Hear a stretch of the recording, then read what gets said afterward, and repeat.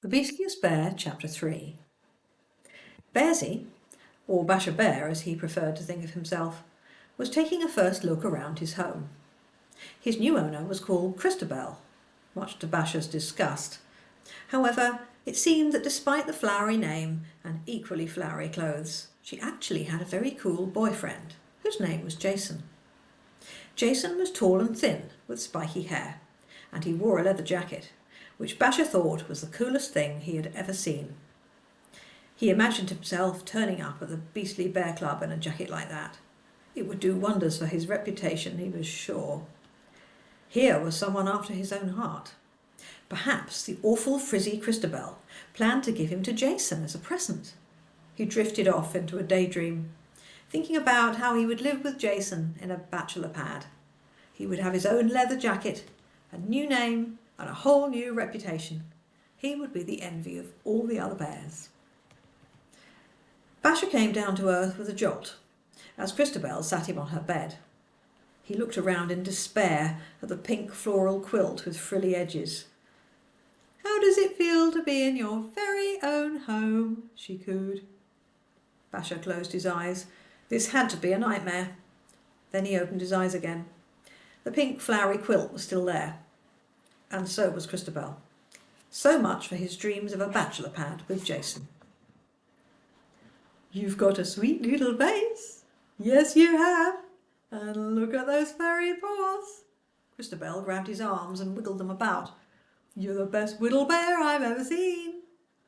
She was positively squeaking in delight, taking no notice of Basher's stony expression. He wished he could cover his ears, but it would have been against all the rules to let Christabel see him move, so he just sat still and sulked. "Look at the poor thing," Jason said. "You frightened him with that baby talk. I bet he likes cool stuff like computer games and football." Basher perked up at the mention of football. Was there some hope? "Don't be silly," Christabel frowned, and Basher's heart sank. "I know how to make him feel at home. He can watch children's TV while we're out." She switched on the set, and soon the room was filled with tinkling music as cute little characters bounced around on the screen. Basher cringed. He waited till Jason and Christabel were gone, then grabbed the remote and changed the channel to something more his taste, with lots of car chases and explosions. That was better. Now, if he could block out the flowery bedspread, he might almost be having quite a nice time. Chapter 4. The next day, Basher awoke bright and early, determined to put his mind to regaining his reputation. How would he ever be able to show his face at the Beastly Bear Club again? The story of Christabel calling him adorable and deciding to name him Bearsy would be all around town by now. He could never turn up at the club until he could prove he really was the beastliest bear around. Basher needed advice, and he needed it from someone really cool. A title holder, perhaps. Someone with the maximum amount of cunning, cool, and creativity. He would have to get into the Beastly Bear Club to find one, though, which would require a disguise. Bears in the bear dimension can't be fooled by a change of appearance alone. Every bear has an energy signature, which is unique to them. This means, no matter what form they take, others will know who they are. This comes in very handy, since bears are constantly changing their appearance from life to life. It isn't easy for a bear to change their energy signature. It requires a bit of dabbling in the field of magic, which can get a little sticky, so most bears steer clear. Basher frowned. When he first arrived in the bear dimension, he was interested in magic and managed to get hold of a pendant with special powers. It looked just like the ones he normally wore and went with his outfit perfectly, so no one would ever guess its rare properties. He'd used it only once to spy on another bear, but then he'd got into terrible trouble, so he'd never touched it again. While Basher wore the necklace, his energy signature changed completely, so no one knew who he was. Basher didn't like it much, but this was a dire situation. It wasn't like he was doing anything wrong. He just wanted to clear his reputation. He had to give it a go. He thought about how great it would feel to be back at the Beastly Bear Club. The comfortable chairs and sofas that a bear could really sink into. The pictures on the walls of the coolest and beastliest bears. Basher never tired of studying those. And the bar, with its tempting range of ginger beers and tasty snacks. The bar was a social area where you could sit and relax with a drink or just hang out with friends. There was a games room off to one side, which was used for playing Chocolate Snap and other Beastly Bear favourites. Upstairs you could find the Wiggle Room, a flexible space that bears could use for creative thinking and solving impossible problems. A bear with an eye to his reputation would mostly hang out in the bar, where the beastliest drink available was a type of ginger beer.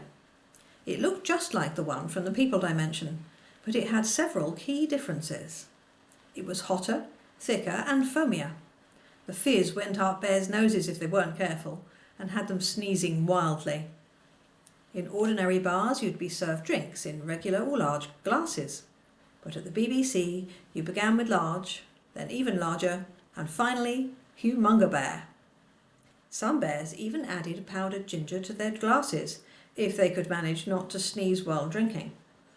This was a very cool thing to do, and the more ginger powder a bear could stand, the more it helped his or her reputation. The Beastly Bear Club was the place to be, Basher thought. Such comfortable seats and attractive surroundings. Everything was free. The only fee to be paid was in behaviour and reputation. The club had an image to maintain, so only the coolest and beastliest bears were allowed to stay. Basher remembered his first visit very well. Many books had been written on a bear's first time at the club, and Basher had read them all. He read about how to behave, and more importantly, how not to behave, so he'd been well prepared. He'd even hung around outside the club to see if he could get talking to anyone who could give him tips.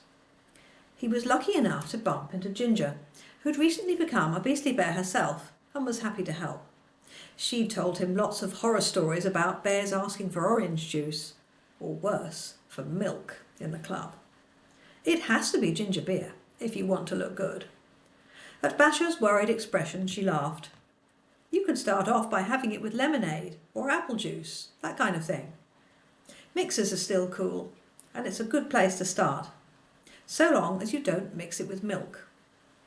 Apart from tasting horribly, it's really not cool.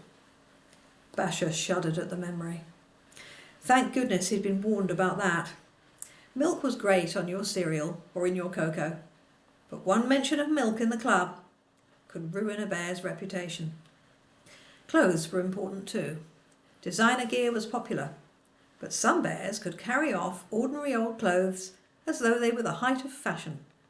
It wasn't an easy thing to do, and bears who could make it work gained a lot of respect from the others. It's not what you wear, it's the way that you wear it, Ginger had said. She'd helped him pick out a suitable outfit and even coached him on how to walk. That's pretty good. She'd high-fived him after their first few training sessions. Keep practicing, remember to be cool at all times, and you'll be on your way to a reputation before you can say Chocolate Snap.